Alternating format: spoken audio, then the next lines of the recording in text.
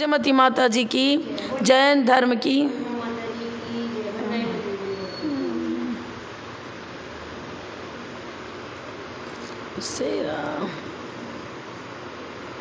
कीर्त्या महत्या भुवि वर्धमानं त्वां वर्धमानं स्तुतिगोचरत्वं निनीशवस्मो वयमद्य वीरं विशीर्णदोषाशय पाशबन्धम्।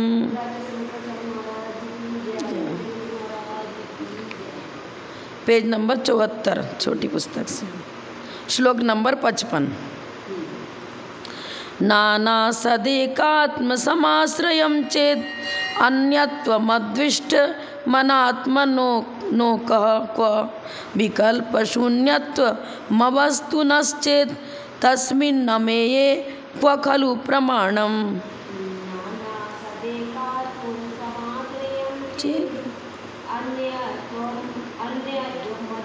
मद्विष्ट विकल्प शून्यत्व मवस्तु नश्चेत तस्मिन् न मेये क्व खलु। नाना सत, नाना माने अनेक, जितने भी पदार्थ, जैसे घड़ा भी है, मान लो बहुत सारा घड़ा रखा है अलग अलग, टेबल रखी बहुत सारी अलग अलग रखी है, तो तिर्यक सामान्य की अपेक्षा हम सबको टेबल कर रहे हैं। बहुत सारे घड़े रखे हैं क्योंकि घड़े का जैसा आकार है सभी घड़ों का आकार वैसा ही है, सब में ये भी घट घट घट कर रहे हैं। बस नाना सत। अब नाना सत को जो अद्वैतवादी हैं वो कहते हैं देखो ये भी तो घड़ा ही है ना, ये भी तो घड़ा ही है, तो घटपना सब में व्याप रहा है, इसलिए नाना सत को अद्वैत रूप में एक सत स्वीकार करो। घड़ा कहने सभी घड़ों का बोध हो गया ना, एक इंद्रिय जीव कहने सभी एक इंद्रिय जीव आ गए ना, तो अद्वैत माने अभेद, सर्वथा अभेद मान रहा है, मुश्किल ये पड़ रही है। हम तो तिर्यक सामान्य की अपेक्षा अभेद भी मानते हैं, और फिर पदार्थ स्वतंत्र प्रदेश भेद, एक घड़े का एक मतलब आधा किलो चांदी से कोई एक घड़ा बनाया गया, फिर आधा किलो चांदी लिया दूसरा घड़ा बनाया गया, फिर आधा किलो चांदी लिया तीसरा घड़ा, द्रव्य अलग अलग है ना, सभी चांदी है, चांदी पना सब में है, लेकिन जिस चांदी से पहला घड़ा बना है वही चांदी दूसरे घड़े में थोड़ी जड़ा हुआ, अलग अलग हो गया ना। सूती साड़ी है, एक साड़ी भी सूती है वो सूती, लेकिन उसका सूत इसका सूत एक थोड़ी हो गया, विशेषण एक लगा रहा है, ये भी सूती ये भी सूती, लेकिन द्रव्य सूत का तो अलग अलग है। हम तो सामान्य माने सादृश्य की अपेक्षा से एक जैसा भी कर रहे हैं, लेकिन द्रव्य का अलग अलग है तो अलग भी कर रहे हैं। एक साड़ी को उठाएंगे तो थान की थान सब साड़ी उठ जाएगी, सर्वथा अद्वैत कर रहे हैं, तब तो 10-20 साड़ियाँ एक पर एक रखी हुई हैं, सर्वथा अद्वैत माने सब साड़ी ही तो है, सूती ही तो है, सफ़ेद ही तो है, सब एक जैसी है, तो एक उठा अद्वैत सर्वथा अभिन्न मान लेंगे तो एक को उठाया सब उठ जाएंगे साथ में। बहुत सारी रोटियां डिब्बे में रखी हुई हैं, सभी रोटी ही है, तो भिन्न भिन्न है ना भाई, भिन्न माने रोटी सभी को खा रहे हैं, रोटी पना सभी में है, लेकिन एक रोटी दो रोटी अलग अलग अपने अस्तित्व के लिए होना है। एक रोटी उठाते तो वही उठती है, सब थोड़ी उठ जाएगी साथ में। सर्वथा अभिन्न मानेंगे तो क्या हो जाएगा, वो भी व्यवस्था नहीं बनेगी। हम प्रत्यक्ष इंद्रिय प्रत्यक्ष से भी नजर आ रहा है, कोई व्यक्ति एक साड़ी खरीद के ले गया, अन्य साड़ी तो मौजूद है, जिस सर्वथा अद्वैत मानते तो उसके साथ सब खिसक जाती है एक साथ। फिर तो ये करा नाना सत माने अनेक, हम सद्रव्य लक्षणम मानते हैं ना, सत माने है, लेकिन सत स्वचतुष्टय की अपेक्षा से सत, पर चतुष्टय की अपेक्षा से भी सत नहीं है, पर ये स्वचतुष्टय पर चतुष्टय दोनों से सत ही मान रहा है। नाना सत, नाना पदार्थ भी सभी पदार्थ सत रूप हैं, हम सत्ता मान रहे हैं, सद्रव्य लक्षणम स्वचतुष्टय की अपेक्षा से सत मान रहे हैं, और पर चतुष्टय की अपेक्षा असत मान रहे हैं, ये ऐसा नहीं मानता। देखो इस पे क्या लिखा, देखो क्या लिख रहे हैं, नाना सतो, अनेक प्रकार के सत हैं, अपना अपने अस्तित्व को लिए हुए हैं। सभी पदार्थ अपने अपने अस्तित्व को लिए हुए हैं। सत पदार्थों का, पदार्थों के साथ भी सत लग रहा है। सत पदार्थ हैं, लेकिन सब सत लक्षण सब में पाया जा रहा है। विविध द्रव्य अनेक हैं, द्रव्य अनेक अलग मान लें। जैसे मान लो लकड़ी का पीस है, 10-20 पीस लकड़ी के दुकान में रखे हुए हैं अलग अलग, सबको कास्ट में ही बोल रहे हैं, लकड़ी का कास्ट में बोल रहे हैं, लेकिन प्रत्येक लकड़ी का पीस अपने अपने अस्तित्व को लिए हुए है ना। भिन्न भिन्न द्रव्य हो गया। ये एक पीस दूसरे पीस रूप नहीं, दूसरा लकड़ी का टुकड़ा है वो उस रूप नहीं है, अपने अपने अस्तित्व को लिए हुए हैं।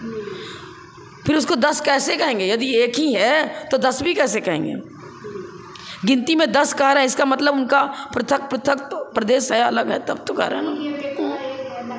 हाँ, ये कह रहा है सभी द्रव्य अनेक हैं, पर वो अनेक द्रव्य भी एक सामान्य में गर्भित है। गुण अनेक हैं, लेकिन सारे गुण एक में गर्भित हैं। कर्म अनेक हैं, पर वो सभी कर्म एक में गर्भित है। कैसे गर्भित हो जाएंगे?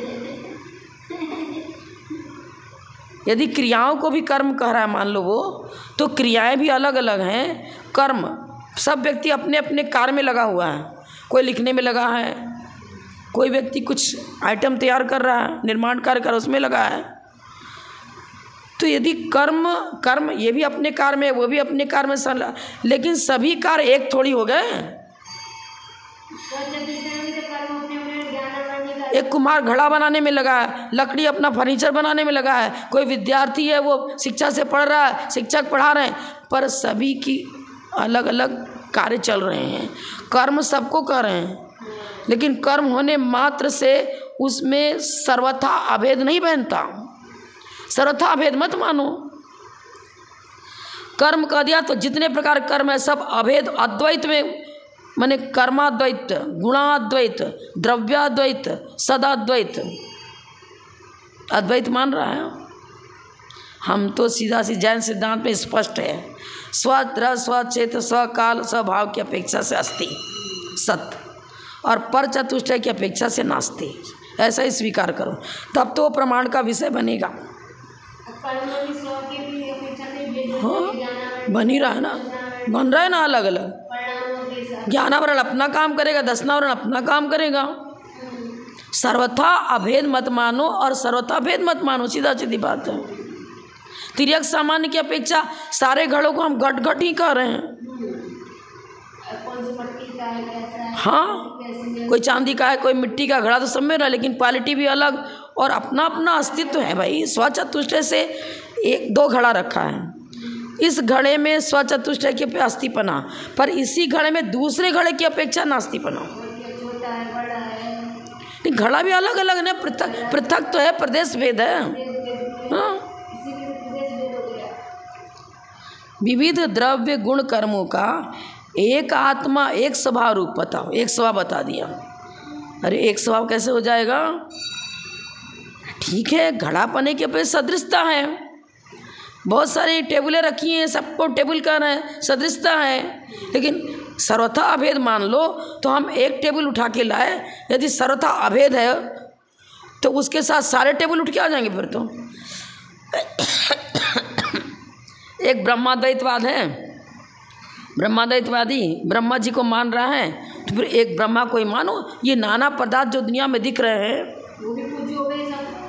हाँ, सबको ब्रह्म ही को, किसको टेबल कहते हैं, किसी को पात्र कहते हैं, किसी को मनुष्य कहते हैं, किसी को त्रियंश कहते हैं, किसी को देव कहते हैं। ये नाना नाम भी क्यों? सर्वथा अद्वैत में ये लिख रहे हैं सदात्मा। क्या लिख रहा है? सदात्मा, द्रव्यात्मा, गुणात्मा, कर्मात्मा ही जिसका समाश्रय है, ऐसा सामान्य।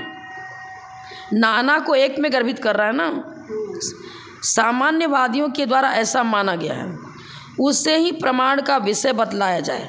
यदि उसको प्रमाण का विषय बताया जाए, अभी उनकी बात चल रही है, हमारे आचार्य अपना मत नहीं कर रहे हैं, हमारे आचार्य इसको प्रामाणिक नहीं कर रहे हैं, वो बोल रहा है यही प्रमाण का विषय है। अर्थात प्रमाण सिद्ध होता तो है, कौन नहीं कहेगा, सभी इसको घड़ा है। 10-20 घड़े कहें, किससे पूछो तो वही बता, ये भी घड़ा, ये भी घड़ा, ये भी घड़ा। तो सब में समानता हो रही है, अद्वैत दिख तो रहा है।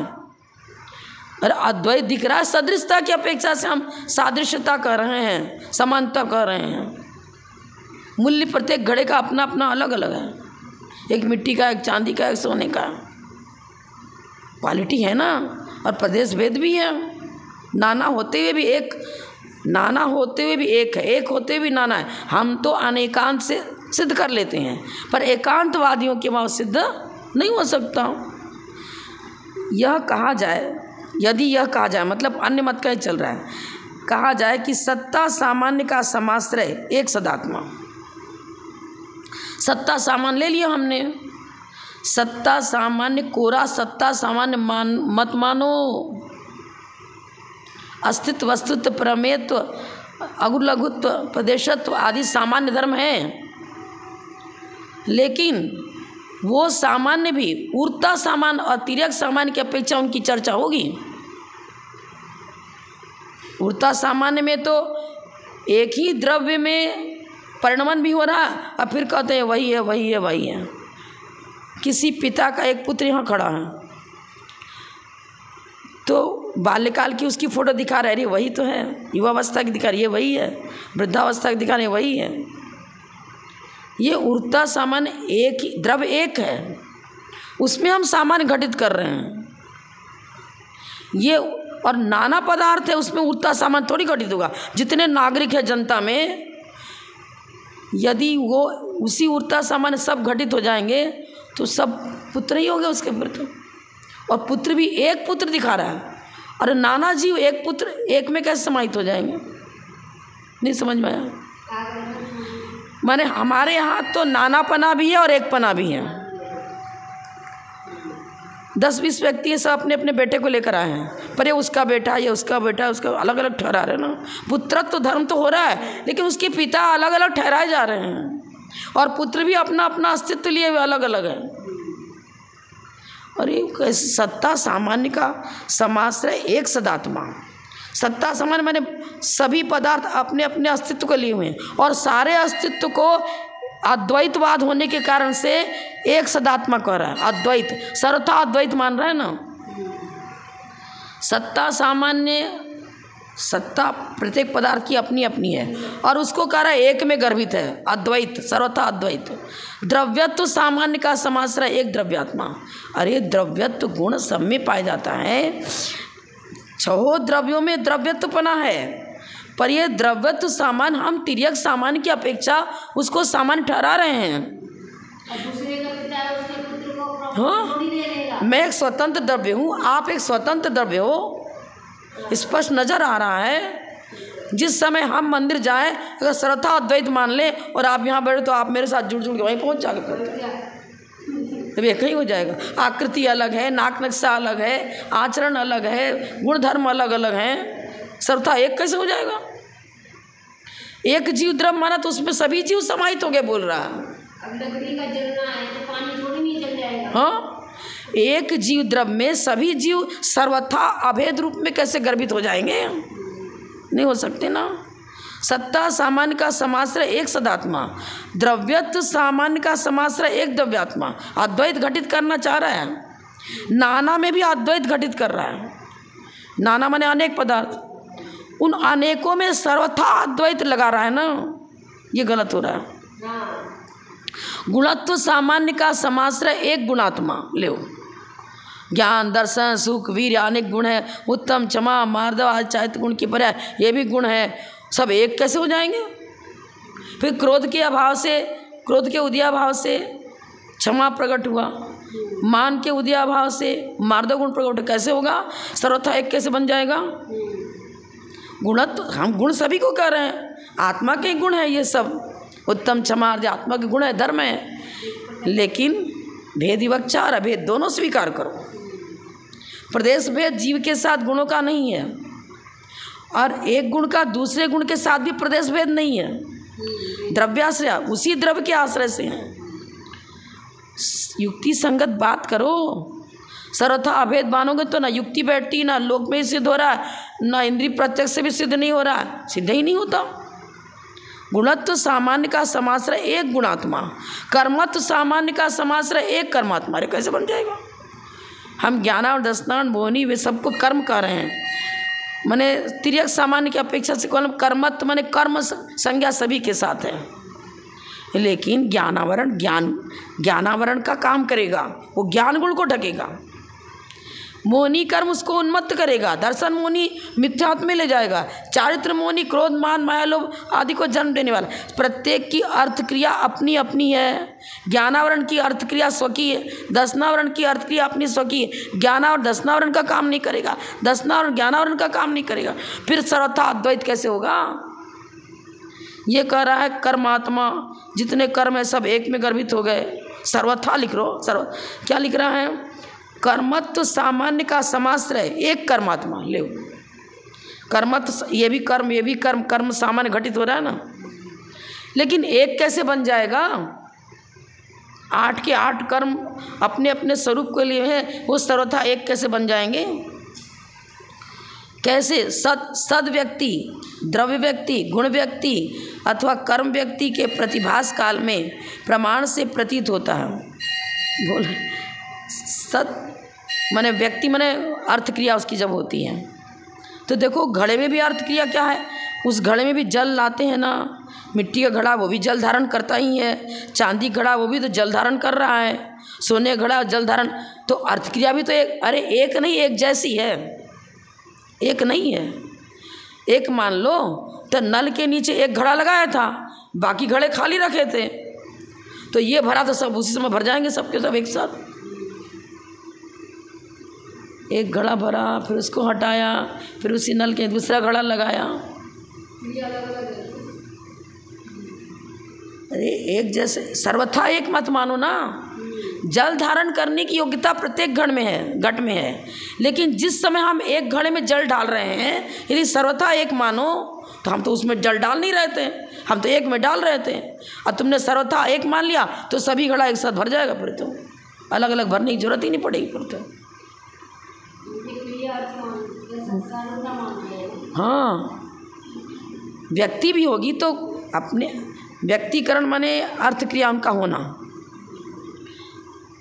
प्रत्येक घड़ा अपने अपने स्वरूप को लिए है। चांदी का गुण धर्म अलग, सोने का गुण धर्म अलग, मिट्टी का गुण धर्म अलग, उनको उनकी व्यक्ति सर्वथा एक मत मानो, कथनचित एक कथनचित अनेक मानो। जल धारण करने की योग्यता सभी में है, लेकिन रखा हुआ जल, तांबे के अंदर रखा हुआ जल गुणकारी मानते हैं। अब स्टील के बर्तन में रखा हुआ जल बोलते हैं स्टील दोष दुर्गुण को पैदा करने वाला है, स्वास्थ्य के लिए हानिकारक है। अलग अलग गुणधर्म है सारे। दूध सब एक है, बकरी का दूध अपना काम करेगा, भैंस का दूध अपना काम करेगा, गाय का दूध अपना काम करेगा। एक जैसा प्रतिभास हो रहा है, लेकिन एक जैसा प्रतिभास होने पर भी भिन्न भिन्न है। हाँ, दूध तो सभी को कह रहा है, लेकिन अपना गुणधर्म अपना अपना पृथक पृथक भी तो है, ये कह रहा है। एक बार क्या करो आप, इस पुस्तक में देखो भावार्थ, तो जल्दी समझ में तो आ रहा है, लेकिन ये थोड़ा लैंग्वेज थोड़ी कठिन लग रही है। श्लोक नंबर कितना था? 55। पेज नंबर निकालो भावार्थ में, 232 निकलेगा ना? नहीं, हम भावार्थ देख रहे हैं। हाँ, भावार्थ ही देखना पड़ेगा, क्योंकि उसमें विषय को स्पष्ट करते हैं ना, एसेंस जिसको बोलते हैं लेकर के कथन का। राम हमारे में 200। हम कौन सा श्लोक पढ़े? 55। अच्छा, हाँ, 229 बराबर। सामान्यवादी कहते हैं कि सामान्य अनेक सत पदार्थों के स्वभाव रूप है, जैसे सदात्मा, द्रव्यात्मा, गुणात्मा, कर्मात्मा। सत अस्तित्व धर्म सब में पाया जा रहा है ना। अपना अलापपत्ति में पढ़े हैं, सामान्य धर्म किसे कहते? सभी में पाया जाए, पर उड़ता सामान्य की अपेक्षा से हम एक एकत्व स्थापित कर रहे हैं। तिर्यक सामान्य की अपेक्षा एकत्व कर रहे हैं और उड़ता सामान्य की अपेक्षा से स्वचतुष्टय से अपने अपने गुणधर्म को लिए हुए हैं। ये ऐसा नहीं मान रहे ना। सदात्मा माने अस्तित्व की अपेक्षा एकत्व ठहरा रहा है। नाना पदार्थों में भी अस्तित्व धर्म की अपेक्षा एकत्व ठहरा रहा है और कह रहा सदात्मा। द्रव्यात्मा, द्रव्य अनेक हैं पर द्रव्यत्व धर्म सब में पाया जाता है, तो नाना को भी एक रूपता दे रहा है सर्वथा द्रव्यात्मा। गुण अनेक हैं पर गुण सभी को कह रहे हैं। गुणों में भी क्वालिटी है अपनी अपनी, लेकिन उन क्वालिटी को हटा दे रहा है। ये भी गुण, तो गुणात्मा नाना गुणों में सर्वथा एकत्व घटित कर रहा है। कर्म अलग अलग हैं पर उनमें सर्वथा एकत्व घटित कर रहा है। कौन? सामान्यवादी। ये सामान्यवादी विशेष को ग्रहण नहीं करते, सर्वथा सामान्य सर्वथा विशेष। न्यायिक वैशेषिक जो है ना, सामान्य और विशेष दोनों को अलग अलग करते हैं। सर्वथा सामान्य मतलब अद्वैत रूप में सामान्य, अद्वैत रूप में विशेष। गलत हो जाएगा ना। वस्तु सामान्य विशेषात्मक दोनों धर्म को लिए हुए हैं। तुम सामान्यवादी सर्वथा सामान्य को मानते हुए अद्वैत को स्वीकार कर रहे हो। सामान्य भी है उसमें और विशेष धर्म भी हैं। सामान्य की अपेक्षा कर्म सबको कर रहे हैं, पर विशेष धर्म भी है। ज्ञानावरण ज्ञान गुण को ही ढकेगा, दर्शनावरण दर्शन गुण को ढकेगा। सत द्रव्य गुण और कर्म सामान्य का आश्रय करके, सत द्रव्य गुण कर्म ये सब सामान्य में घटित कर रहा है। इस सामान्य का आश्रय करके वस्तु को निरखा जाए तो यही प्रतीति होती है कि ऐसा कोई सामान्य है अवश्य। हमारे जैनाचार्य भी स्वीकार करते हैं तिर्यक सामान्य की अपेक्षा से। हम भी मनुष्य, वो भी मनुष्य, बहुत सारे मनुष्य बैठे, सभी को मनुष्य कर रहे हैं। ऐसे सामान्य की प्रतीति तो हो रही है, लेकिन हम ऐसा नहीं मानने को तैयार हैं कि सब एक है। अपने पृथक पृथक अस्तित्व को रखते हुए भी सादृश्य सामान्य की अपेक्षा एकत्व का, सादृश्यता की अपेक्षा एकत्व है, सर्वथा एकत्व तो नहीं है। हाँ, अनेक व्यक्ति अलग अलग गांव से आए हुए हैं, उनका अपना अपना अस्तित्व भी अलग अलग है। द्रव्य, क्षेत्र, काल, भाव सब अपना अपना भिन्न भिन्न है। अगर सर्वथा अभेद मान लेंगे तो एक मनुष्य उठा तो उसके साथ सब घसीट के चले जाएंगे, क्यों? सर्वथा एक मान रहे हो। अरे सदृशता के बीच उड़ता सामान लेंगे तो प्रत्येक द्रव्य अपने अपने अस्तित्व को लिए हुए। उड़ता सामान में एक ही द्रव्य में समानता घटित करना, दूसरा द्रव्य है तो वो पृथक हो गया। भिन्न द्रव्यों में उड़ता सामान घटित नहीं होगा, भिन्न द्रव्य में तिर्यक सामान घटित होगा। ये ऐसी चीज़ मानता नहीं है।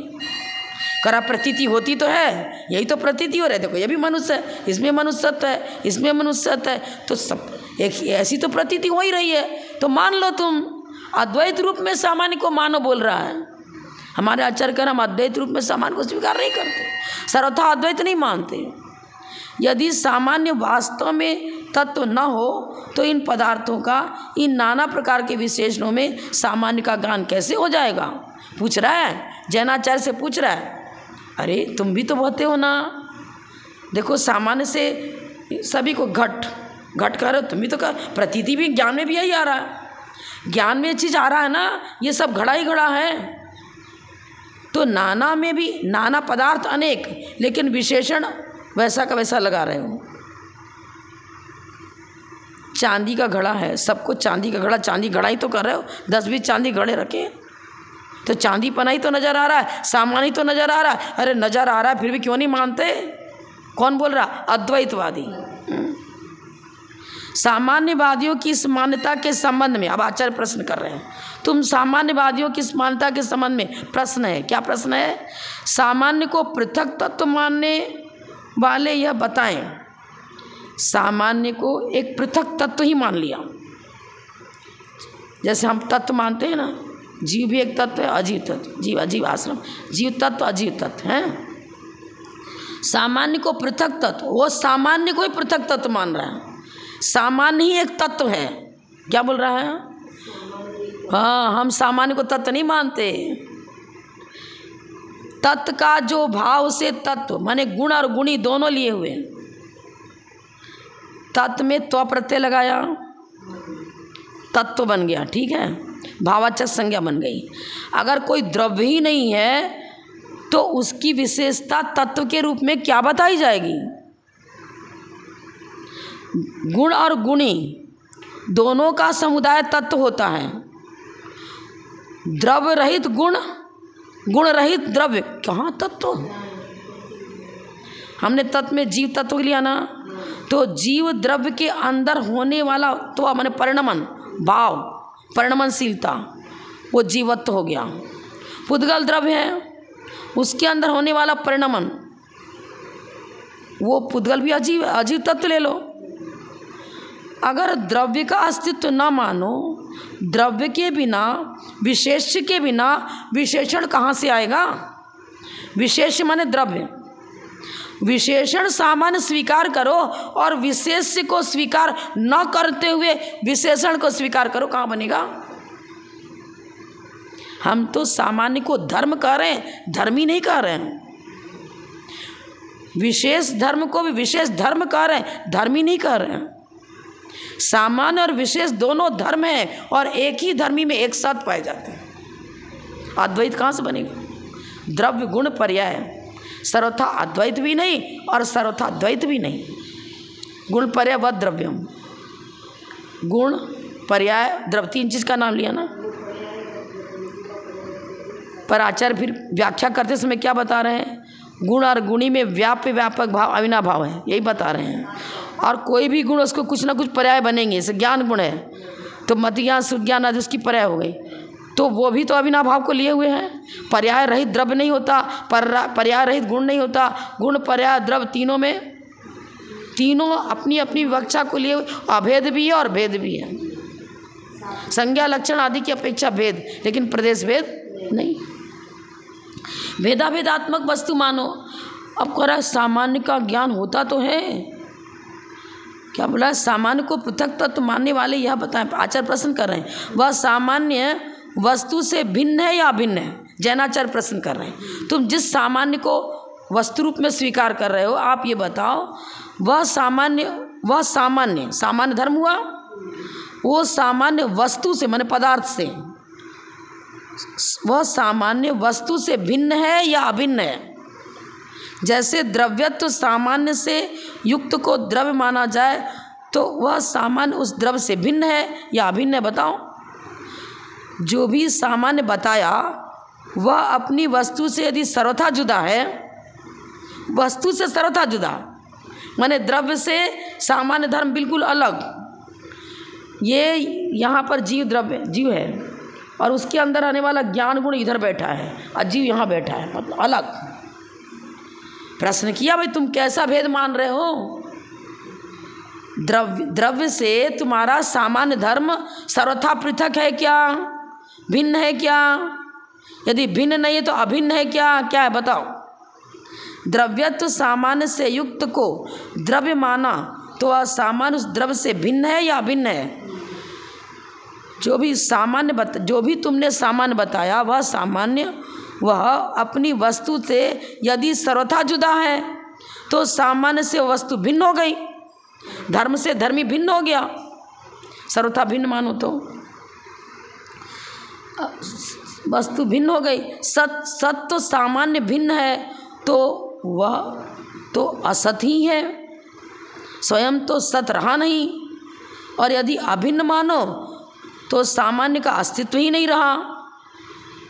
अतः ऐसा सामान्य वास्तविक नहीं अवास्तविक है। क्या बता रहे हैं? सर्वथा भिन्न मानो तो किसी भी प्रमाण से, युक्ति से, प्रत्यक्ष से यह नहीं देखा जाता है कि अग्नि अलग पड़ी हो और उष्णता अलग पड़ी हो।